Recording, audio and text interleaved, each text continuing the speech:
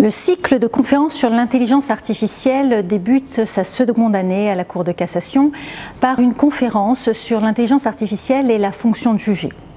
On a déjà eu l'occasion de préciser que l'intelligence artificielle était un terme positif, largement exagéré, qu'elle n'était en réalité ni intelligente ni artificielle. Et d'ailleurs, la Commission nationale consultative des droits de l'homme, dans un avis adopté à l'unanimité le 7 avril dernier, précise qu'il ne faudrait pas utiliser ce terme, mais plutôt celui de service algorithmique d'aide à la décision. Alors ce service d'aide à la décision, évidemment, il peut être extrêmement utile dans la fonction de juger. La question est de savoir si elle ne risque pas de travestir cette fonction de juger. Évidemment, ces systèmes d'aide à la décision peuvent être utiles lorsqu'ils apportent une manière d'objectiver des barèmes d'indemnisation, lorsqu'on arrive jusqu'à des systèmes de jurimétrie, faussement qualifiés parfois de justice prédictive, puisqu'il ne s'agit ni de justice ni de prédiction.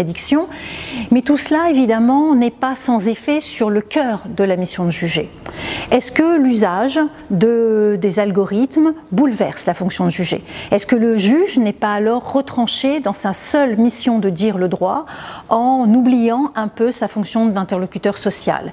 Est-ce que sous couvert de combattre l'aléa judiciaire, de combattre les éventuels biais cognitifs des magistrats, nous ne sommes pas en train de les remplacer par des biais algorithmiques?